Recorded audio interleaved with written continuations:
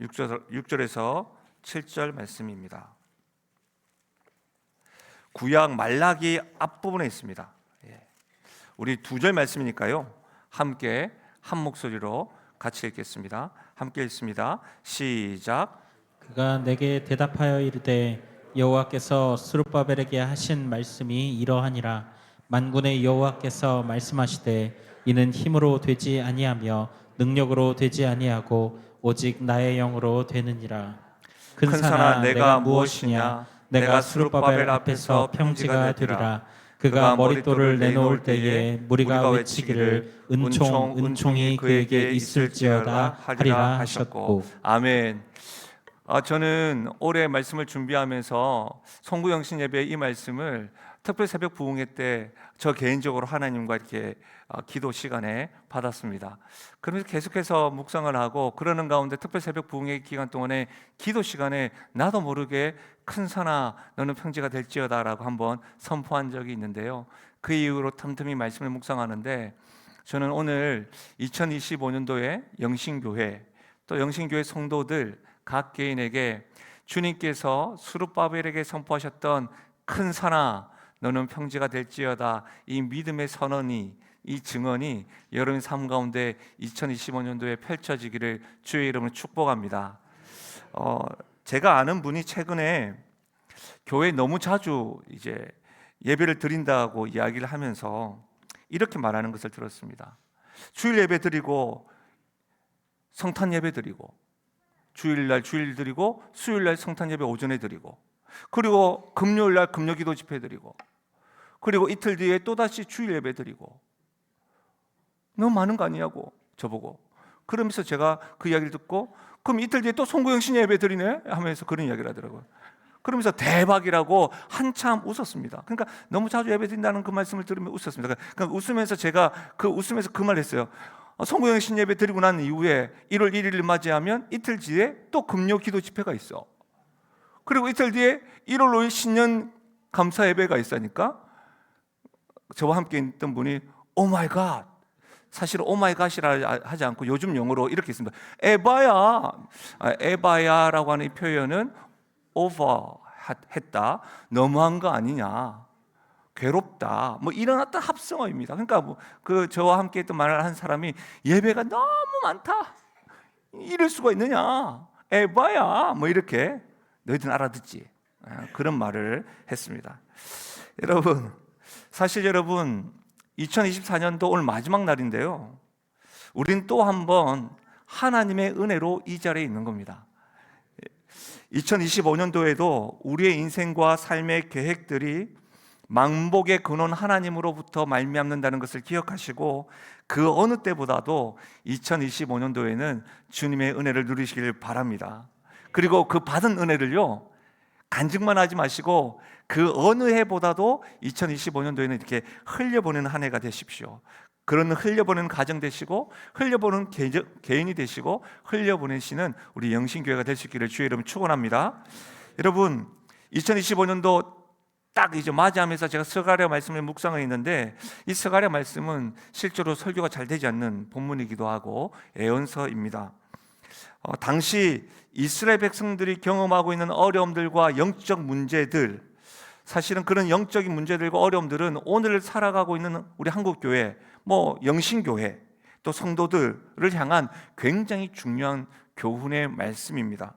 특히 이 스가랴서는 1장부터 6장까지가 8가지의 환상의 말씀이 기록되어져 있습니다. 그러니까 좀 어렵죠? 그런데 이 8가지 환상의 말씀은 하나님과 이스라엘 백성의 언약적인 백성 간의 관계, 하나님이 언약되는 백성을 회복시키시고 하나님의 계획을 어떻게 성취할 것인지를 반복적으로 8가지의 환상을 보여주십니다. 그러니까 이제 실제로 하나님께서 이스라엘 백성들에게 환상을 보여주시면서 너희들에게는 회복이 필요하다, 그리고 너희들 향한 나의 계획은 반드시 성취할 것이라고 하는 것을 반복적으로 환상으로 통해서 보내주시는데, 다시 말하면 이것은 뭐예요? 실제로 이스라엘 백성들은 회복이 필요한 상태라는 것을 전제로 깔고 있는 겁니다. 그러니까 그들의 삶은 피폐했습니다. 피폐함에 헤어나오지 못하고 낙심과 우리 요즘으로 이야기하자면 우울감, 그 무엇보다도 영적으로 메마른 상태였습니다. 스가랴서를 우리가 배웠던 말씀과 이렇게 연관해서 생각을 해보면 조금 이해할 수가 있는데, 스가랴서와 느헤미야 말씀을 생각을 하시면 약간 이해가 될 수가 있습니다. 여러분, 그러니까 이제 하나님께서는 8가지 환상을 통해서 이스라엘 백성이 회복이 필요한 상태니까 반복적으로 너는 회복이 필요해, 너희들 향한 나의 계획은 이것이야 라고 환상을 보여줬다는 것이죠. 오늘 우리 교육자들과 또 이렇게 성경신 예배를 준비도 하고 또 이렇게 회의도 하면서 이런 이야기 했습니다. 2024년도에 나라적으로 너무 많은 사건들과 사고들이 일어나서 나도 모르게 우울해지고 힘이 없어지고 침울해지고, 그리고 너무 안타까운 것은 우리나라가 그 어느 때보다도 분열되어져서 좀 너무 아프다고, 그래서 우리 영적으로 깨어 있어야 되겠다고 그런 이야기를 나누었습니다. 그런데 제가 어떤 분에게는 또 이런 메일을 받았습니다. 2025년 새해가 되어도 기대감보다는 두려움이 있습니다. 서로 물고 뜯는 야생 짐승들이 어슬렁거리는 밀림에 숨죽이며 눈치 보고는 어떻게 살아가야 할지, 무엇을 해야 할지 당황합니다. 왜냐하면 그동안 내가 할 수 있는 힘과 노력, 수고를 했음에도 변화와 회복의 기미가 보이지 않기 때문입니다. 어떻게든 회복하려고 마음 다잡고 힘을 내려 하는데 그럴 힘과 의지도 잘 생기지 않습니다. 송구영신 예배를 준비하시는 줄 아는데 저는 어떻게 해야 될까요? 이런 메일이 왔습니다. 여러분 어떻습니까? 여러분은 2025년도 기대가 되고 소망이 되십니까? 저에게 말씀하시는 그 임명의 성도처럼 어떻게든 회복하려고 마음 다잡고 힘을 내려 하지만 어디서부터 뭘 어떻게 해야 될지 모르겠다고 체념하고 계십니까? 실제로 이스라엘 백성들의 상태가 그랬다는 겁니다. 그러니까 이스라엘 백성들의 상태처럼 우리 역시도 현재 낙담과 영적으로 힘이 없어 메마른 상태일 수 있습니다. 그래서 하나님께서 이스라엘 백성들을 회복시키려고 하는 처방전이 뭐였냐면 환상이었습니다. 저는 2025년도를 맞이하는 우리에게도 하나님의 처방인 이 환상이 말씀을 통해서, 찬양을 통해서, 기도를 통해서, 성도 간의 교제를 통해서 하나님 우리 교회에 주신 사명을, 사역들을 해나가면서 그 환상을 볼 수 있는 그런 은혜, 특별히 예배를 통하여 보여지기를 간절히 바랍니다. 특히 여러분 오늘 스가랴 4장을 읽었는데 이 스가랴 4장은 제가 1장부터 6장까지가 8가지 환상이 있다고 했죠. 5번째 환상이 기록되어져 있습니다. 순금 등잔대와 두 감람나무에 대한 것인데, 이 환상을 한마디로 이야기하자면 성령의 능력으로 하나님의 계획을 반드시 완성될 것이다 라고 하는 환상입니다. 여러분, 약 2500년 전에 이스라엘 백성들이 바벨론으로 포로로 잡혔고 그 바벨론이 또 페르시아한테 멸망당한 이후에 고레스 칙령을 통해서 이렇게 다시금 포로 귀환을 하게 됩니다. 그때 총독으로 1차 귀환했던 스룹바벨에게 스가랴 선지자가 하나님의 말씀을 받아서 하는 말씀이 오늘 말씀입니다. 큰 산아, 너는 평지가 될지어다. 여러분, 이 선포는 단순한 격려가 아닙니다. 선포입니다. 하나님의 약속입니다. 믿음의 증언입니다. 여러분, 오늘 우리에게 주시는 이 말씀, 스가랴에게 주시는 이 말씀이 우리의 말씀이 되려면 이 스가랴가 경험했던, 또 스가랴 당시에 이스라엘 백성들 상태, 회복이 필요한 상태가 어떠했는지 알게 되면 이 큰 산아 너는 평지가 될지다, 이 말씀이 우리의 말씀이 될 수가 있을 것 같습니다. 그럼 먼저 조금만 살펴봐요.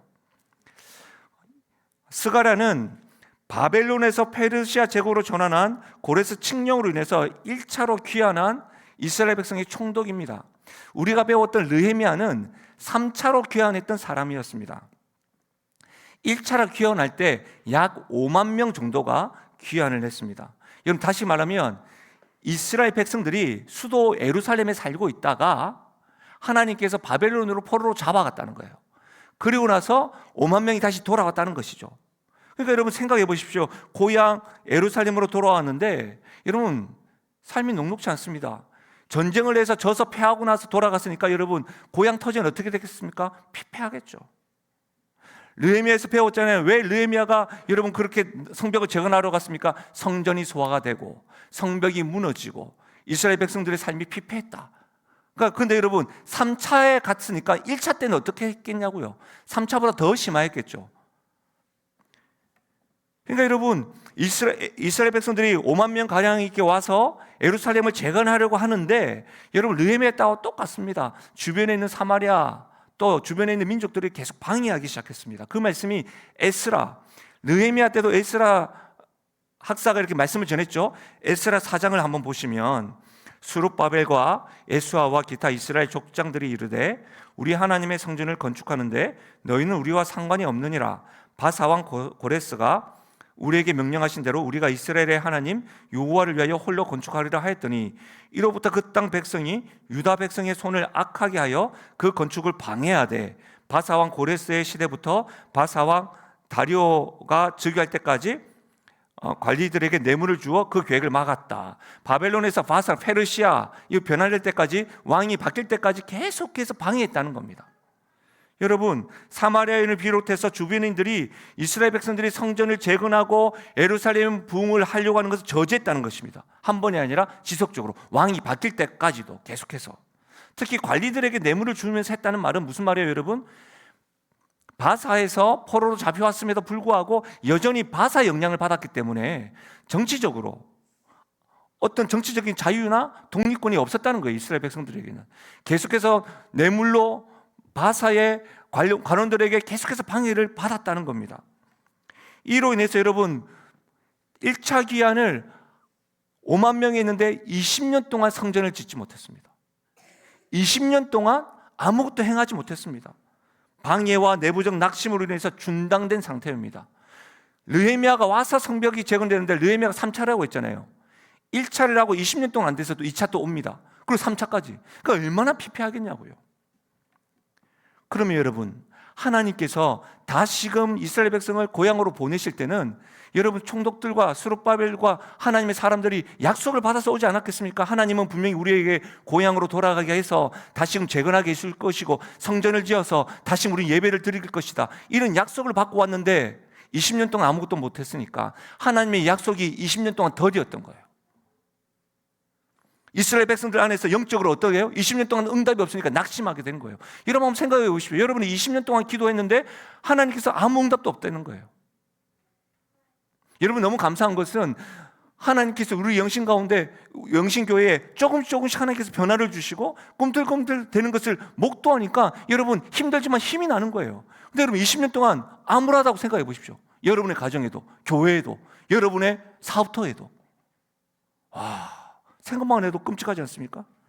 이스라엘 백성들에게는 또 어떤 영광이 있죠? 여러분 이스라엘 백성들에게는 다윗의 영광이 있어요. 솔로몬의 영광이 있다고요. 그래서 여러분 스가랴서 말씀해 보면 솔로몬 성전과 자기의 성전이 너무 작아가지고 너무 왜소해가지고 눈물 흘린다고요. 우리 믿음의 선배님들 이전에 신앙생활 하실 때 여러분 깃발만 꽂고 복음만 전하면 아이들이 몰려왔지 않습니까? 제가 어렸을 때만 해도 제가 다녔던 주일학교도 100명, 200명 됐었거든요. 그때를 생각하고 지금 생각하면 눈물 나요, 눈물이. 제가 1월 둘째 주에 수도권 신령 교사 강습회 강의하게 되는데 제 강의 제목이 사라진 다음 세대 어디로입니다. 생각만 하면 눈물이 납니다. 비교가 되니까. 이스라엘 백성에게도 어떤 게 비교가 됐냐면 다윗 왕, 솔로몬 왕, 부국강병했던 그때와 지금이 잡혀갔다가 돌아오니까 너무너무 비참한 거예요. 이거는 단지 여러분 인터넷을 통해서 남과 비교해가지고 난 뭐 하고 있나 이 정도와는 비교가 안 되는 그런 것이죠. 여러분 너무 초라한 현실을 보면서 낙담하고 있습니다. 그러면서 하나님의 약속과 은혜가 여전히 유효한지에 대해서 의문을 계속해서 가지는 겁니다. 하나님이 정말 나와는 무관하다, 더려도 너무 더딘 것처럼 다가오니까 낙심하게 되는 겁니다. 믿음이 굳어가지고 화석화가 되고 있는 겁니다. 사랑하는 여러분, 하나님께서 나를 사랑하시고 함께 하신다는 약속이 느껴지지 않고 지금 내 현실에서는 하나님 함께 하신다면 이럴 수 있나 이런 생각들이 지속되어지는 겁니다. 그러니까 뭐요? 영적으로 지치는 겁니다. 지쳐요 여러분. 남편을 위해서 기도하는데 남편이 변하지 않아요. 지쳐요. 아내를 위해서 기도하는데 늘 똑같아요. 자녀를 위해서도 기도해도, 부모님을 위해서 기도해도 변하지 않으면 지친다니까요. 지금 이스라엘 백성들이 그런 낙심 상태입니다. 여러분, 이 소선지서가 같은 시대에 적혀있는데 학개서 말씀을 또 보시면 그렇게 낙심하다 보니까 어떤 일들이 일어나냐면, 학개서 1장에 만군의 여호와가 이같이 말하여 이르노라. 이 백성이 말하기를 여호와의 전을 건축할 시기가 이르지 아니하였다 하느니라. 여호와의 말씀이 선지자 학개에게 임하여 이르시되 이 성전이 황폐하였거늘 너희가 이때에 판벽한 집에 거주하는 것이 옳으냐? 무슨 말이냐면, 지금 귀환을 해가 성전을 지어서 다시 지금 하나님과 관계가 회복되어지고 영적으로 다시 충만하고 예배가 회복되어져야 되는데 더디고 잘 너무 피폐하고 힘들고 하다 보니까 어떤 일이 일어나냐면, 이스라엘 백성들이 지치고 낙심 가운데 하나님의 성전보다는 자기의 집과 생계를 우선시하고 있는 거예요. 하나님의 성전을 재건하는 것을 미루고 있는 거예요. 여러분, 지금 저를 포함한 젊은 세대들, 우리가 믿음 생활하는 이유 중에 하나는 우리의 믿음의 선배님들이 여러분 정말로 사회를 위해서, 나라를 위해서, 교회를 위해서 땀 흘리고 수고해서 여기까지 온 거 아닙니까? 여러분, 그것을 모르시면 안 됩니다. 정말 믿음의 선배님들은, 믿음의 선배님들 볼 때 요즘 우리 신앙이 좀 아쉬운 거겠죠. 이전에는 교회를 위해서라고 한다면, 이전에는 하나님을 위해서라고 한다면, 이런 것이 있는데 요즘에 어떻게 해요? 먼저 계산기부터 두들기니까요. 근데 여러분, 학개서에서 이스라엘 백성들이 왜 그렇게 하게 됐냐? 영적으로 지치니까. 믿음이 약해질 때 드러나는 현상이 뭔지 아십니까? 하나님 중심이 아닌 자기 중심의 삶을 더 우선시하게 됩니다. 믿음이 약해지는 것을 딱 보면 딱 보입니다. 하나님보다 자기 삶이 더 재밌고 우선시하게 되는 것이 이 믿음이 약해져가는 증거입니다. 또한 여러분, 이스라엘 백성들의 현실은 신앙 공동체 안에서 갈등도 있었어요. 포로로 돌아왔죠? 그리고 남아있는 사람들 있을 거 아니에요? 그러면 오지 못한 포로도 있겠죠? 5만 명 가운데 이거는 간극이 있는 거예요. 경제적으로 사회적인 긴장이 있는 거예요. 생각해 보십시오. 포로로 왔는데 친인척이 오거나 남편이 오거나 엄마가 오면 남아있는 가족들을 어떻게 도울 수가 있잖아요. 근데 어떤 집은 안 온다고. 그러니까 이런 가정의 차이가 있으니까 여러분 갈등이 생기는 거예요. 신앙 공동체 안에서도. 뿐만 아니라 주변에서도 사마리아인들, 주변 민족들 간에 갈등이 생겨요. 분열 그 자체의 모습이에요. 여러분, 지금 한국 교회 신앙 공동체 안에서의 모습과도 유사하지 않습니까? 예수님께서 화평이시라면서요. 주는 평화 막힌 담을 모두 허셨네. 주께서 화평이 되시고 평화가 되시는데 교회 안에서도 관계적인 갈등과 사회적인 이슈, 정치적인 이념으로 분열됩니다. 심지어 자신들과 다른 생각을 가졌다고 해서 여러분 악한 자로 죄인으로 규정합니다. 여러분, 저는 무서워요. 무섭다고요. 교회가 그런 모습 될까 봐. 저는 뭐 대단한 목사가 아닙니다. 그러나 한국 교회를 위해서 기도해요. 분열되지 않게 해달라고. 근데 얼마나 분열되는지 모르겠어요. 우리 교회에 그런 일이 일어나지 않길 바랍니다. 근데 이스라엘 백성들이 그런 일들이 일어났다는 거예요. 여러분, 그뿐만 아닙니다. 이스라엘 백성들이 이렇게 바벨론으로 포로로 잡힌 이유는 예레미야 말씀을 통해서 그들이 하나님 앞에 죄를 지었기 때문입니다. 죄의 심판으로 70년 동안 포로로 잡혀간 겁니다. 그런데 돌아와서 포로 귀환했으면 어떻게 됩니까? 좀 더 정신 차려야 되는데 여전히 우상 숭배하고 죄를 짓고 그런 일에 열심입니다. 여러분, 이런 말 있죠. 재범 우려, 이런 말들 있지 않습니까? 죄를 지었던 사람이 다시 죄를 지을 위험을 일컫는 말이 재범 우려 아닙니까? 재범 우려. 근데 이것은 영적으로도 적용됩니다. 하나님의 은혜와 사랑으로 하나님의 자녀가 된 성도가 여전히 세상에서 하나님보다 세상을 사랑하며 하나님보다 세상을 즐거워하는 우상 숭배와 죄의 자리에 힘쓰는 모습은 재범 우려가 아니라 재범 현실이 우리의 영적인 상태가 되어버린 겁니다. 여러분, 이스라엘 백성들의 지금 현 상태를 제가 짧게 설명해 드린 겁니다. 지금까지 살펴본 이스라엘 백성들의 현실적인 상황은 2025년도를 맞이하며 예배하는 우리의 상황과 다르지 않습니다. 이스라엘 백성들이 성전 재건의 장애물이었던 것이 뭐예요? 폐허가 된 삶의 현장이었습니다. 지친 영적 상태입니다. 성전 재건을 위한 자원과 기술 부족 등 여러분 이스라엘 백성들이 직면한 그 상황이 바로 큰 산입니다. 사랑하는 여러분, 그렇다면 여러분에게 묻고 싶습니다. 여러분의 삶 앞에 있는 큰 산은 무엇입니까? 오늘 시대적 큰 산이 있습니다. 경제적인 불확실성이 있습니다. 고물가.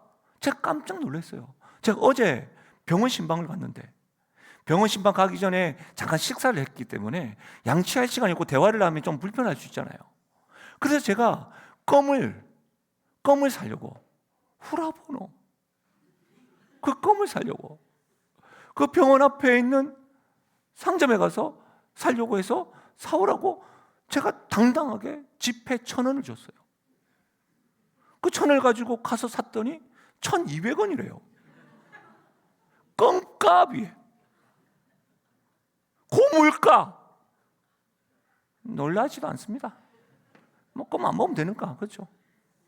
고물가, 고금리, 부동산 시장 불안정, 이런 경제적 불확실성, 사회적 갈등, 구조적인 문제, 청년 실업, 영적인 침체 등 많아도 너무 많고 높습니다. 여러분, 청년들 중에는 취업 준비와 스펙 쌓기에 부담이 있습니다. 여러분, 치솟는 전월세와 주거비 문제가 늘 고심입니다. 여러분 그거 아십니까? 신정 내거리, 우리 서울 지역에서 1인 가구 가장 많다고 하는 곳이 저 지역입니다. 청년들 많습니다. 결혼과 출산에 대한 두려움이 끊이지 않습니다. 마음의 여유가 없는 각박한 삶으로 인해 여러분 호흡조차 힘들어합니다. 서울에 살기가 정말 각박해요. 부부들은 어떻습니까? 육아와 직장의 그 균형에 대한 고심이 늘 있습니다. 높은 교육비, 생활비의 부담. 여러분 곳곳마다 재개발하고 아파트가 세워지는데 그것을 보면서 여러분 정작 내 집은 어디 있노? 이렇게 말하는 사람들이 많습니다. 저만 그런가요? 노부모 부양과 자녀 양육의 이중고도 겪고 있습니다. 여러분 믿음의 세대들은 어떻습니까? 은퇴 후의 경제적 불안정에 대한 염려가 하루하루 힘겨워합니다. 급변하는 디지털 문화, 그 디지털 환경에 적응하지 못해서 도태될까 봐 두렵기도 하십니다. 건강 문제와 의료비 부담이 늘 염려가 됩니다. 또 시간에 가면서 자녀들의 신앙의 문제도 염려가 됩니다. 사랑하는 여러분, 우리에게는 큰 산이 있습니다. 2025년도에도 큰 산이 버티고 있습니다. 큰 산은 우리의 삶을 힘겹게 하는 모든 물리적 장애물을 큰 산이라고 일컫습니다.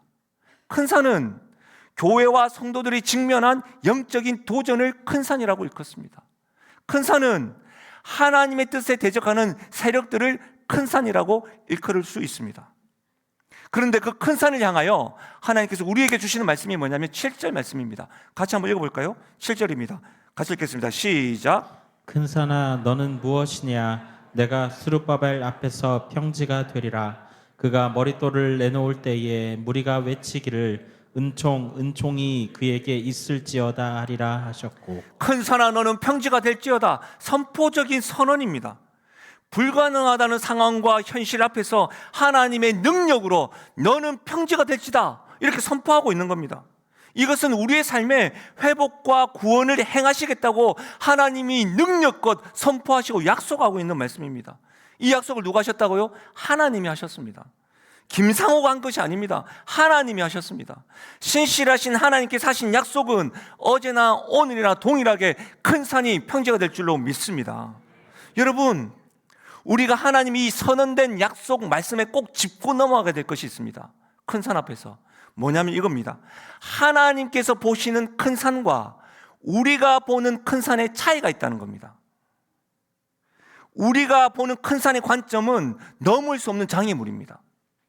우리가 경험하는 큰 산은 앞을 가로막고 있는 움직이지 하지 않는 벽입니다. 불가능 앞에 낙심하게 하고 두려움과 좌절감을 경험하게 하는 큰 산입니다. 그러나 하나님의 시선은 아무리 큰 산이라 할지라도 이미 평지가 된 것입니다. 아멘이십니까? 이것입니다. 이 시선의 차이가 있다는 겁니다. 사무엘상 17장 36절에서 37절, 하나님의 시선으로 큰 산을 바라본 어린 소년이 있습니다. 같이 한번 읽어볼까요? 시작. 주의 종이 사자와 곰도 쳤은즉 살아계시는 하나님의 군대를 모욕한 이 할례받지 않은 블레셋 사람이리이까 그가 그 짐승의 하나와 같이 되리이다. 또 다윗이 이르되 여호와께서 나를 사자의 발톱과 곰의 발톱에서 건져내셨은즉 나를 이 블레셋 사람의 손에서도 건져내시리이다. 사울이 다윗에게 이르되 가라, 여호와께서 너와 함께 계시기를 원하노라. 나를 이 블레셋 사람의 손에서도 건져내시리이다. 큰 산 골리앗 앞에서도 소년이 이렇게 이야기하고 있는 겁니다. 더불어서 보십시오. 17장 45절, 다윗이 블레셋 사람에게 이르되 너는 칼과 창과 단창으로 내게 나와 오거니와 나는 만군의 여호와의 이름 곧 너가 모욕하는 이스라엘 군대 하나님의 이름으로 내게 나아가노라. 오늘 여호와께서 너를 내 손에 넘기시리니 내가 너를 쳐서 내 목을 베고 블레셋 군대의 시체를 오늘 공중의 새와 땅의 들짐승에 주어 온 땅으로 이스라엘의 하나님이 계신 줄 알게 하셨고 또 여호와의 구원하심이 칼과 창에 있지 아니함을 이 무리에게 알게 하리라. 전쟁은 여호와께 속한 것인즉 그가 너희를 우리 손에 넘기시리라. 여호와께서 너를 내 손에 넘기셨다. 이렇게 이야기하고 있는 겁니다. 이스라엘 군대 앞에 큰 산 골리앗 앞에서 벌벌 떨고 있는 이스라엘 군대. 그러나 소년 다윗은 하나님의 시선으로 큰 산 골리앗을 보았습니다. 아, 하나님께서 저 골리앗을 내게 넘기셨구나. 전쟁은 칼과 창약이 있는 것이 아니라 하나님께 있구나. 이렇게 고백한 겁니다. 큰 산 골리앗이 우리 앞에 버티고 위협하고 공격하려고 할 때 여러분 두려워하기보다는 어떻게 해요? 하나님께서 내 손에 주셨구나. 하나님께서 내 손에 주신 큰 산이구나. 이것을 알고 믿음으로 선포하며 나가는 그 용기와 담대함이 2025년도에 풍성하기를 주의 이름 축복합니다. 여러분 여호수아 6장을 보십시오. 이스라엘 자손들로 말미암아 여리고는 굳게 닫혔고 출입하는 자가 없더라. 여호와께서 여호수아에게 이르시되 보라, 내가 여리고와 그 왕과 용사들을 내 손에 넘겨 주었으니. 여러분 여리고 성은요 얼마나 대단한 성이냐면 난공불락의 성이었어요. 다 말 두 필이 끄는 마차가 2대가 지나갈 정도의 성벽이 두꺼웠어요. 근데 그 성벽이 외벽과 내벽이 있었어요. 벽이 2개 있었다고요. 그럼 외벽이 무너져도 내벽이 있었다는 거예요. 여러분 이스라엘 백성들이 출애굽해가지고 전쟁도 못하고 늘 성벽만 굽다가 왔는데 무슨 전쟁을 해요? 근데 하나님 하시는 말씀이 내가 여리고와 그 왕을 용사들을 내 손에 넘겨 주었다. 여리고 성 앞에 있는 이스라엘 백성들 벌벌 떨고 있는데 어떻게 하지? 근데 하나님의 시선이 뭐예요? 내가 다 줬다. 이거예요. 우리가 잘 아는 찬양인데요. 그 찬양을 시편 기자가 고백했는데 시편 121편 1절과 2절 같이 한번 읽어볼까요? 같이 읽겠습니다. 시편 121편 1절 2절 시작. 내가 산을 향하여 눈을 들리라. 나의 도움이 어디서 올까? 나의 도움은 천지를 지으신 여호와에게서로이다. 아멘. 여러분 당시 이스라엘 백성들 산에는 뭐가 있었냐면 이방신들의 제단이 있었다고요. 제단. 산을 보면 제단이 있었다고요. 제가 부산에 살 때만 해도 산에 얼마나 많은 촛대와 그런 것들이 많은지 몰라요. 부산에만 그렇겠습니까? 곳곳에 있겠죠. 이스라엘 백성들이 그랬다고요. 그러니까 이 찬양의 고백은 여러분 시편 121편은 성전에 올라가면서 예배하는 노래인데 올라가면서 이렇게 내가 산을 향하여 눈을 들리라. 나의 도움이 어디서 올꼬? 여러분 곳곳에 산에서 다 우상 숭배하며 제사하는 사람들 보고 있는 거예요. 신전이 있는 거예요. 그런데 그는 그 신전을 보며 산에 있는 신전을 보면서 뭐예요? 나의 도움은 천지를 지으신 여호와께 있다. 이 고백을 하고 있는 거예요. 산에 있는 이방신들은 죽은 신이요 큰 산이라 할지라도 나의 도움은 천지를 지으신 하나님께 있다는 것을 믿음으로 고백한 것이요. 이것이 뭐예요? 큰 산아 너는 평지가 될지어다. 고백인 것이죠. 2001년 미국의 시각장애인 에릭 Y.M. 마이어라고 하는 분이 이 에레베스트 산을 정상에 올랐다고 해요. 그의 회고로 Touch the Top of the World에는 이렇게 적혀 있어요. 사람들은 내게 물었습니다. 보지도 못하는데 어떻게 그 높은 산을 오르냐고. 하지만 나는 대답했습니다. 나는 산을 눈으로 보지 않고 마음으로 봅니다. 내게 산은 장애물이 아니라 간성입니다. 시각장애인이 이렇게 이야기하면서 에베레스트 산에 올랐다는 거예요. 사랑하는 여러분, 우리 앞에 보이는 큰 산 앞에서 내 눈에는 큰 산이지만 하나님의 눈에는 뭐예요? 평지가 되어 있는 거예요. 그러면 여러분, 우리의 시선이 2025년도에도 분명히 큰 산이 있을 것인데 어떻게 바뀌어야 되겠습니까? 여러분 앞에 있는 큰 산이 볼 때마다 이것은 큰 산이 아니라 평지다, 이렇게 선포하셔야 됩니다. 큰 산을 바라보는 우리의 시각이 하나님이 원하시는 시각, 큰 산이 평지가 될 것이라고 약속하신 그 믿음의 시선이 되어야 될 줄로 믿습니다. 두 번째로, 큰 산 앞에서 우리의 한계를 인정하고 하나님의 능력을 의지해야 됩니다. 우리의 한계를 인정해야 됩니다. 여러분, 열심히 올라갔는데 이 산이 아닌가 봐요. 그렇게 해가지고 고생하지 말라는 겁니다. 인정을 해야 되는 겁니다. 하나님의 능력을 의지한다는 말이 어떤 말이냐면 6절에 있는 말씀입니다. 같이 한번 읽어볼까요? 6절입니다. 시작. 그가 내게 대답하여 이르되 여호와께서 스룹바벨에게 하신 말씀이 이러하니라. 만군의 여호와께서 말씀하시되 이는 힘으로 되지 아니하며 능력으로 되지 아니하고 오직 나의 영으로 되느니라. 아멘. 여기서 여러분, 힘으로 되지 아니하며 능력으로 되지 아니하고 오직 나의 영으로 되느니라. 여기서 힘이라고 하는 것은 원어로 보면, 히브리어로 보면 하알이란 말이에요.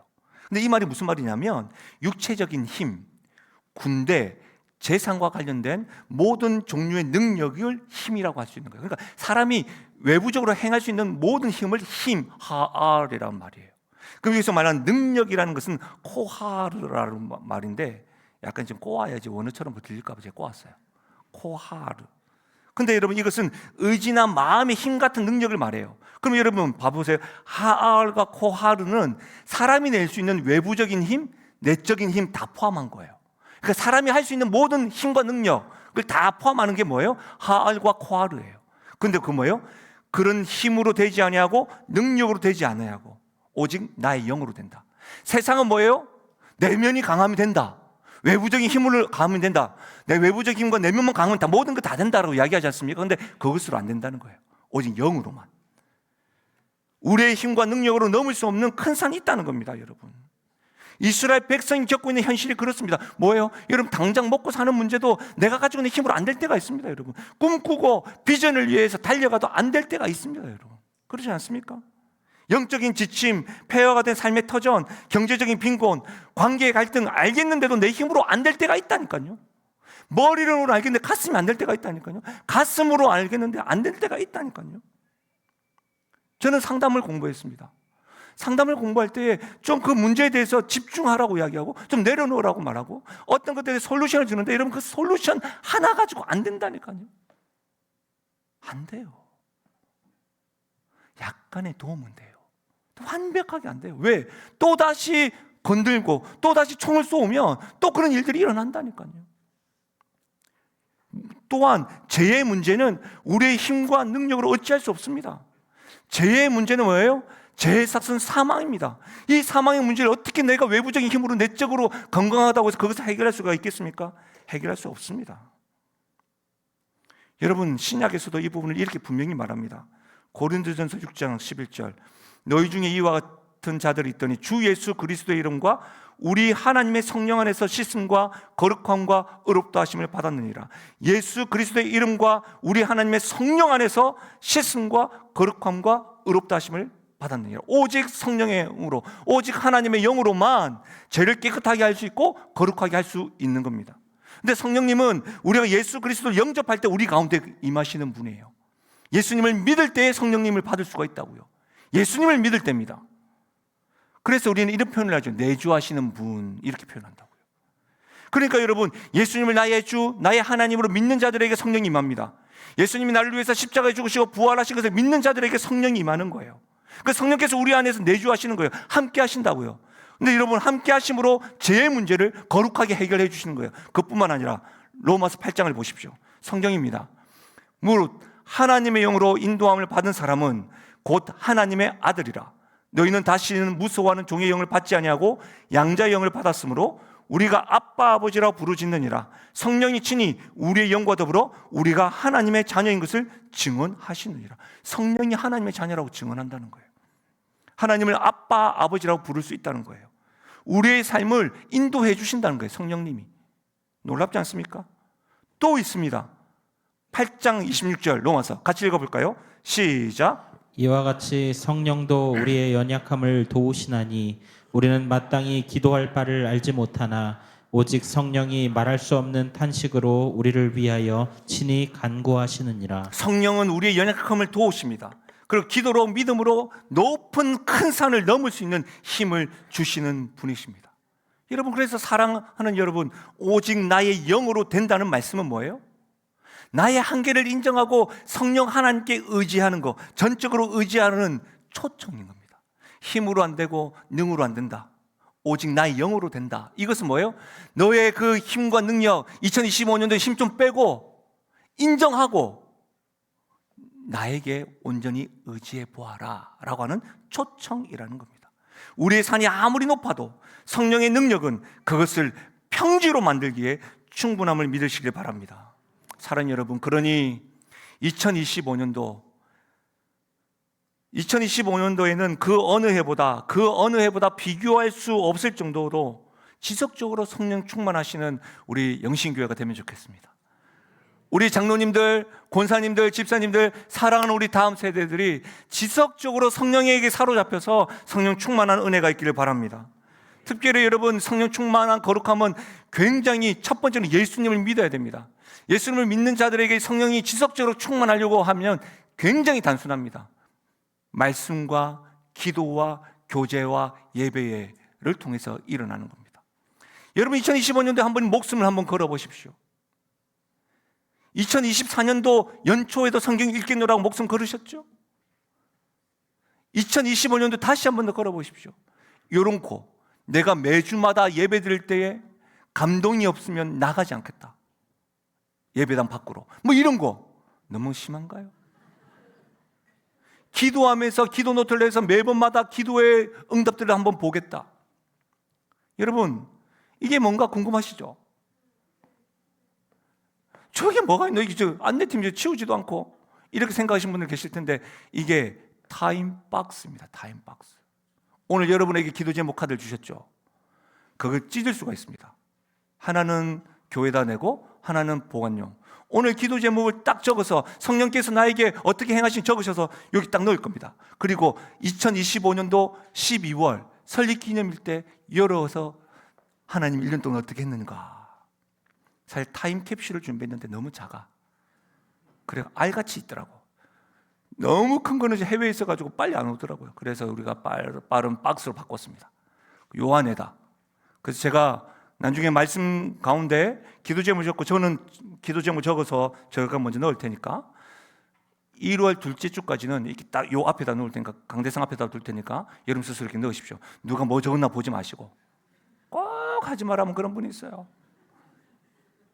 여러분 2025년도에 그것을 확인해 보십시오. 말씀과 기도와 전도와 성도의 교제를 통해서, 예배를 통해서 성령 충만함으로 하나님의 능력을 경험할 수 있기를 바랍니다. 말씀을 마무리하겠습니다. 고 옥하는 목사님의 평신도를 깨운다라고 한 책에 이런 글이 있더라고요. 우리가 보는 산은 문제의 산입니다. 하지만 하나님이 보시는 산은 기회의 산입니다.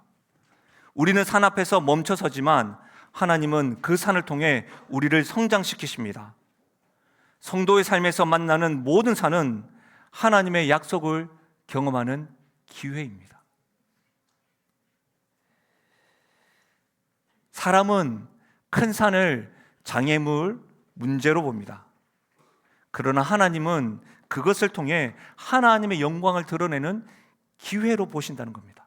또 우리들에게 큰 산아 너는 평지가 될지어다라고 약속하신 그 약속을 경험하는 기회로 우리에게 큰 산을 보여주신다는 겁니다. 그럼 그만큼 우리가 보는 산과 하나님 보는 산의 시선이 다른 것이죠.